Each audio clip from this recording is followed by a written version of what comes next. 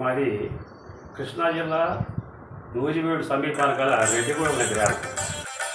మా college principal Erroju Madhvacharya గారు, Andhra doctor పరిషత్కి ఆయన సెక్రటరీ.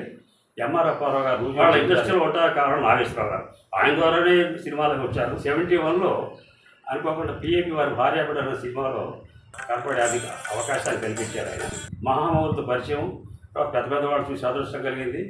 ఆ సినిమా అయిపోయాక రమణ గారు బాగా ఎంకరేజ్ చేశారు.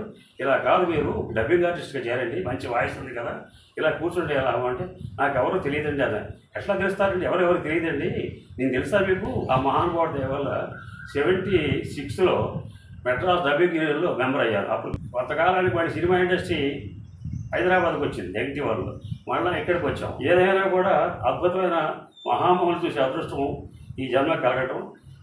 నారాయణ లాంటి నాగేశ్వరరావు, రామారావు గారు, అట్లాగే అనేక మంది మహానటులు, మహారాజు.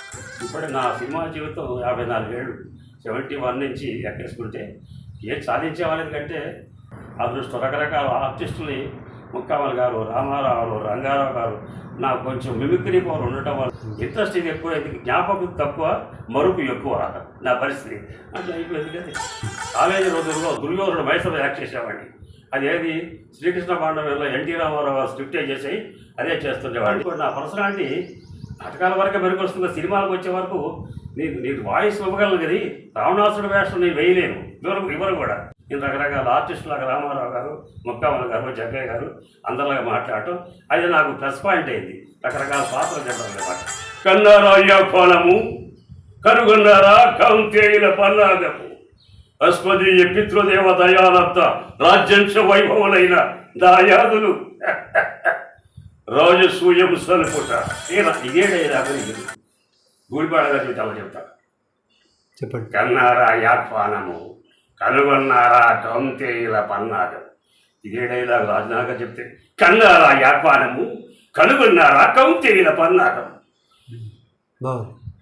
ఇదే డైలాగు రంగారావు చెప్తే కన్నారా యాఖ్వానము కనుగొన్నారా కౌంతేయుల పన్నాగము అస్మదీయ పితృదేవ దయాలబ్ద రాజ్యంశ వైభవ దాయాదులు రాజస్వము తెలుపడా.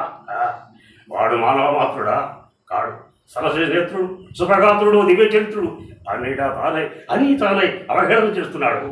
ఆ బ్రోకన్ తిరిగి పెట్టారు ముక్కామల్ గారు. డబ్బు వచ్చుకునే పన్ను కాశ లేదు, ఎంతో కాశ లేదు.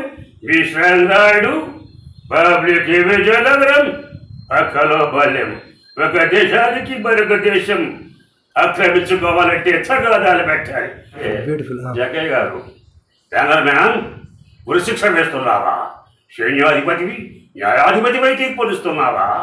ఇదేనా మీ ఆంగ్లేయుల రాజనీతి? ఇదేనా నీ సౌజన్యం? కర్కశుడా, అలీ మేజర్, చావబోయేవాడికి నీ శాసనం ఎంతరా? ధిక్కరిస్తున్నాను, బహిరంగంగా ధిక్కరిస్తున్నాను. షాగయ్య సినిమాలో రావుగాపురరావు గారు, స్వామినాథన్ గారు అన్నదమ్ములు. షాగు ఆనాడు నాన్నగారితో రాజ్యసభకు వెళ్ళలేదు, అన్నగారు వెళ్ళబెట్టి వెళ్ళాను. అన్నయ్య నాన్నగారు వెళ్ళబెట్టి వెళ్ళారు, అన్నగారు వెళ్ళమంటున్నారు, వెళ్ళు అందరినీ మీరు ఎలా గడుపుతున్నాం. కైక కరుణమాలేదానా, నా రాముణ్ణి అడుగులు పంపుతున్నావా కైక? ఎంత కాఠిన్యం వహించింది నీకు హృదయం. రామారావు గారికి ఆయనకు భారతదేశంలో ఎవరికి లేని ఖ్యాతి ఆయనకుంది. ఏమిటి? రాముడు, రావణాసురుడు, కృష్ణుడు, దుర్యోధనుడు, ముఖ్యమంత్రి, ప్రతిపక్ష నాయకుడు వేశాడు. తీపి చేతు రెండు సమానం చూసినవాడు. ఇప్పుడు కొత్తగా వచ్చే నటీనటులకు కానీ డబ్బింగ్ ఆర్టిస్టులకు కానీ మీరు మీ అనుభవంతో చెప్పే ఒక సలహా ఏం చెప్పండి. సలహాలు ఏంటంటే ఎవరికి మన సలహాలు చెప్పి వినరండి వాళ్ళు.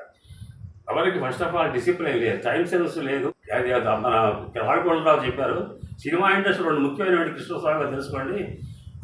అడిగితే చెప్పాలి, చెప్పిన వారు చేయాలి, చెప్పిన వారు చేయకూడదు. ఇది అంతే. Yesterday dream, today truth, tomorrow hope అని గుర్తుపెట్టుకోవాలి. ఈ మాట నాకు ఎవరన్నారంటే మా గురుగారు డబ్బింగ్ రైటర్ రాజశ్రీ గారి దగ్గర. సినిమా రంగానికి రాజకీయ రంగానికి పెద్ద డిఫరెన్స్ లేవు. రెండు ఓపెన్ మార్కెట్ బియ్యం పెట్టాడు. రాజకీయాలకి అర్హత లేవు, సినిమాకి అర్హత లేవు. నిజంగా ఆయన పాదాల దగ్గర నుంచి అర్హత కూడా లేదు. చిన్నప్పటి నాకు నటదైవం నా దేవుడు కాబట్టి నడిచే దేవుడు, ఈజ్ వాకింగ్ గాడ్. రామారావు నా దృష్టిలో నడిచే దేవుడు. అలాంటి భారతదేశంలోనే అంత అద్భుతమైన అందగాడు నటుడు ఇక పొట్టడు